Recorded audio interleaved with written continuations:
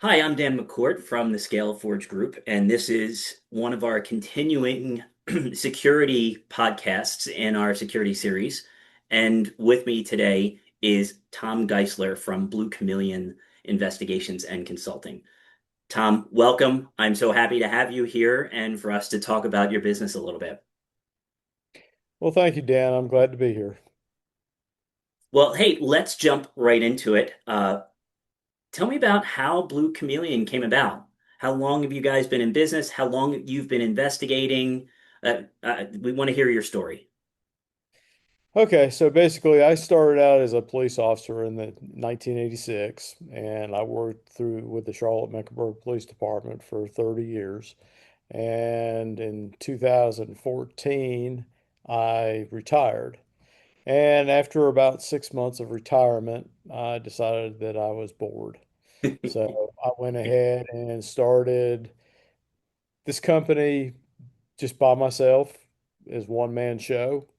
And then I started growing it into what it is today. We currently have probably 14, 15 employees, and and we operate in two different states, North and South Carolina, and we uh, handle a wide variety of cases. Oh, that's pretty big. 14, and they're all direct employees, or are they contractors as well? Uh, Most are, well, all are employees. Some are part-time, some are full-time. Oh, that's great. That's a large staff. And you must cover, well, that's a lot of real estate to cover, and there's a lot of different things to cover in the investigation space. Mhm. Um, so you've been in business for, if I did my math right, 10 years, 11 years now as Blue Chameleon. Yeah, about 11 years now. Oh, Hmm. that's great. Well, so given that track record, I'm sure that you are very familiar with the challenges that are out there in the space. But before we get there, I'd love to know just a high level view. What types of investigations does Blue Chameleon do? Well, we do a wide variety. So we work with individuals. So we do a lot of the typical private investigation cases like spying on husbands, cheating wives. Uh, we do a lot of background investigations for small companies, for employees, for other due diligence reasons, such as like if you're trying to take on a business partner or working with, you know, certain individuals that you never knew before, haven't done business with before. We do work for government agencies. We do hiring for executive level positions. We do the processes for that, and the background investigations. Um, and we work for attorneys, so we do. They're kind of the groundwork, legwork for their cases. If they want us to find something, we try to find it for them. Oh, interesting. Well, so it sounds like that's a pretty diverse set of services that you provide. Um, Yeah. Not all of which will probably show up on a nighttime TV show about a private investigator, but maybe some. Yeah. Yeah, So, usually the private investigators you see on TV is just, it's not, it's not what it is, what the job is really like. I'm sure. Um, it, in doing so, you have met challenges in the industry in the workplace. So, can you bring to mind some of the challenges that your company has faced and how you've met those or how you've dealt with them? What are the big things that you struggle with most often? Well, one of the big things is the accuracy of data that we able to provide our clients. Um, th- these databases that we deal with and other sources of information, they all have to be continually vetted. So we have to verify all the information, and it takes time.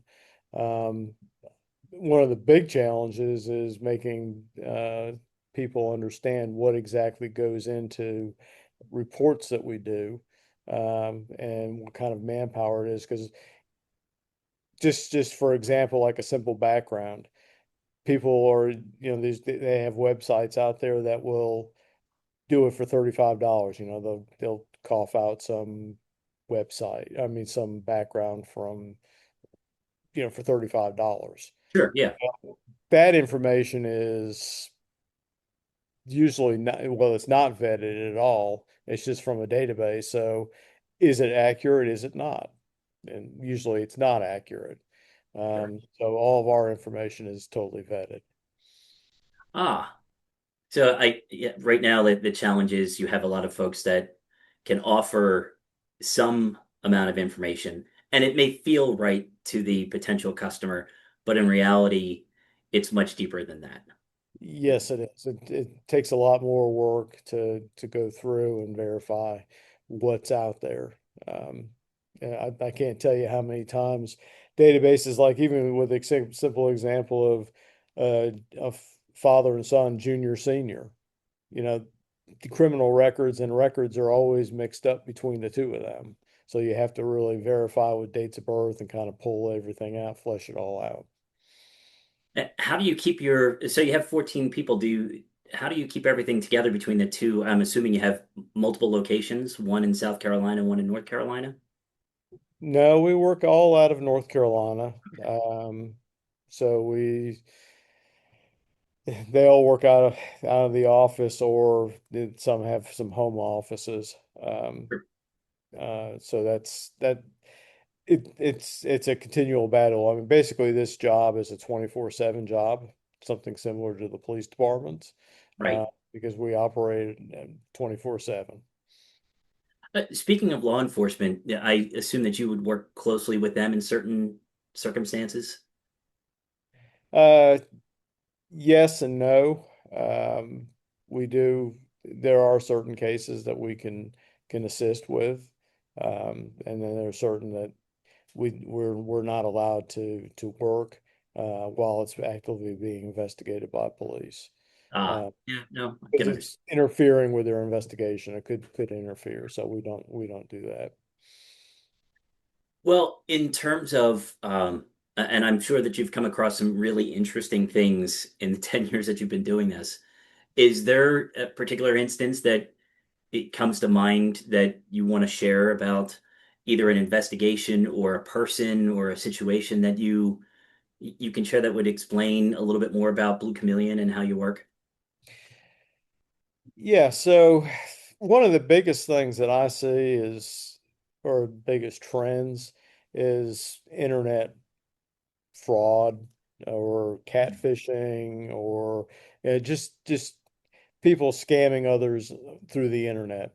One of the saddest things I've ever seen is I've had clients call and well, become clients, and they show or tell me how they were catfished out of hundreds and thousands of dollars on a dating site. And those things, the one thing I would love to be able to do is to be able to come up with some sort of early warning system, or where somebody would potentially be able to stop that action before they lose a significant amount of funds. And it's not just one person. I probably the 10 years I've done it, I probably fielded probably about 25, 30 calls with significant amount. And a lot of that is just people that are in other countries in these well, so-called farms, and Right. they'll go out and search the web and search these sites and try to gain the trust of someone, and then start asking them for money, one thing after one thing leads to, Sure. it goes from $10 to $1,000 before you know it. They just pull on the strings of the heartstrings of the victim. And then there's also with the dating sites, which um, these hookups. Somebody will meet, like one of our clients met a gentleman on a website and started dating him. And after a few months, she started seeing some red flags, and then we verified her red flags. I mean, he was actually Oh, married, had kids, and whatever else. So, and he was trying to, well, was dating her at that time. So, sure. and representing himself as a single guy. Well, definitely was an unwanted but good outcome for your client. Uh, Hmm. yeah, so that's interesting. And I know I have family members who've been taken by folks who are on the phone and convincing them to give them access to something because of some reason, the IRS or whatever, and that's a hard thing. Have you been ever able to help any of those folks, or is it always just out of the country and there's not much that you can do? Yeah, the scams for money. I mean, because most of those scams are they use gift cards, Bitcoin, Yeah, those type of things, and that money is just gone. And we have traced them to other countries. We've got our own ways that we can send out certain tokens and see where they're coming from. And usually it's, Russia, other countries. sure. Yeah, as an aside, I've seen a few counter spammers or scammers that have traced back to those countries and have hacked their systems and put videos of what the inside of the office looks like, and then they call them, Yeah. and Hmm. and they say hello, and they say the name of the person. You're wearing an orange shirt, and I can see you, and you're never going Hmm. to do this again using this system, and then they're shut down. But then 5 days later, they're open back up Yeah. someplace else. So. Hmm. But I'm Yeah. sure it felt good for that few minutes to be able to call back and stop them for a moment. Yeah. You'll never be able to stop them. It's just there's so much of it that's going on, and there's some countries that are out there that actually profit from it, like North Korea. That's Sure. the government actually profits, so they allow that stuff to happen. That's scary. That's scary. Well, talking about just brings me to my next question. And that this is things since COVID have gone pretty crazy. The world's gotten crazier in some ways. I'm hoping a little bit more stable in others, but I think a lot of people would be of the mind to say, gosh, things are a little bit upside down since COVID happened. How has that impacted your world? Have things gotten more severe in terms of what people are asking you to do or what people are actually doing? The one thing that I've seen since COVID is the amount of people that believe that they are being cyber stalked. Hmm, And one thing that I have noticed in some of my clientele and other people that I've talked to is that you have individuals that have been shut in and don't have any real human contact and still are, right. and they have a lot of issues from that. Um, and there is a lot of problems from being shut in, and I think is we're still feeling those ramifications. The psychological impact, for Mhm. sure. So, Yes. just so I understand clearly, obviously people are impacted and they have withdrawn and they're alone, and perhaps a psychosis is set in that's convinced them to believe that they're being stalked or cyber stalked, and that's something that you've seen. Hmm. Yeah. That's well, Tom, that's the that's a new one for me, and it's rare that you find new information after going through a series of podcast discussions. But gosh, that's scary. Now, how? So I'm assuming that did they reach out to you, or is this just something that you've been discussing with colleagues? No, no, we have people that will reach out to us that have certain levels of being shut in, and I believe that a lot of it's caused by COVID.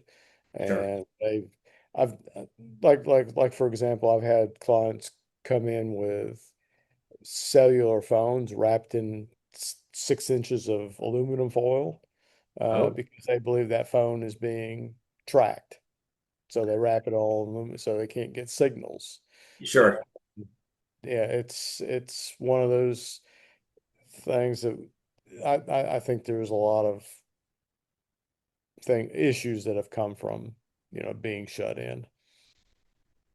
So And you function as an investigation team as well as perhaps a psychologist or part not well, there. it is. It can be. I mean, even with just our domestic cases, the psychology, because I've seen it so many times, the effects, and I know, uh, what will, where the client needs to go to help end the relationship, or at least become aware of what's happening. So Sure, yeah, it is. It's a process with some folks.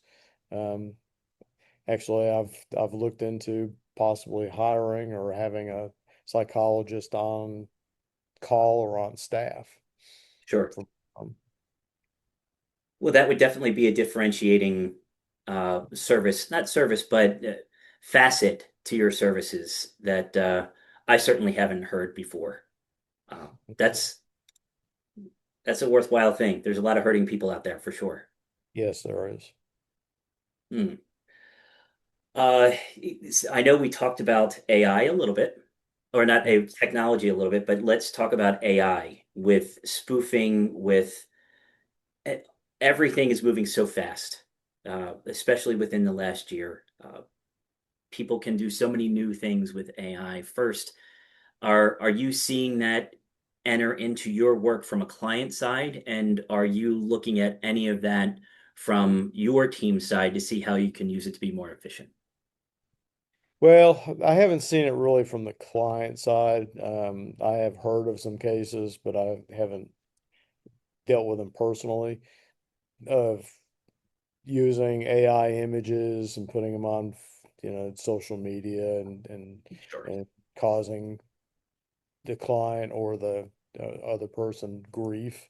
Uh, but AI itself, it helps us, especially creating reports, because it's a lot more efficient in compiling information that we gather.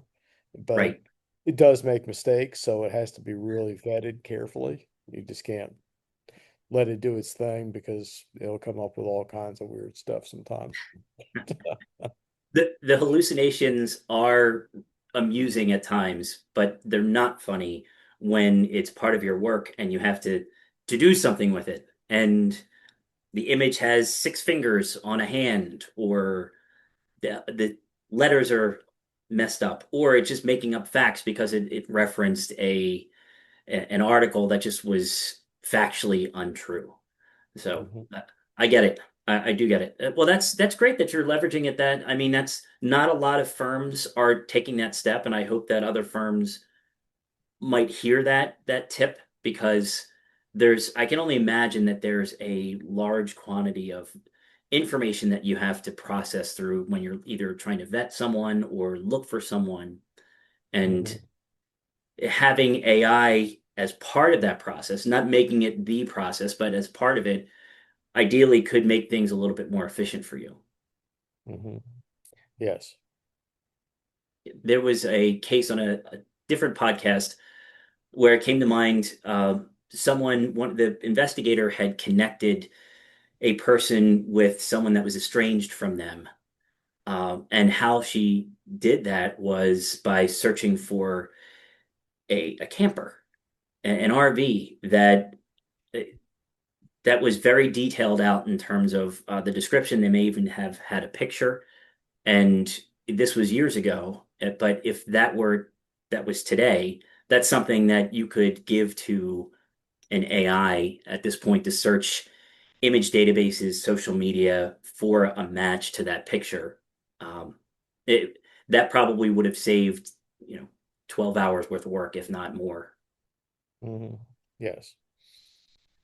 So Well, anyway, so I think we've covered all of the things. At this point, I want to thank you for your time. It, I really appreciate hearing about your journey, how you started, and the fact that you are a retired police officer and you've expanded this, that this was made out of your company was brought from a desire to continue to work and contribute. I know you said that you were bored, but I doubt that, a cure for boredom is probably 12-hour days. But yeah, probably more than that.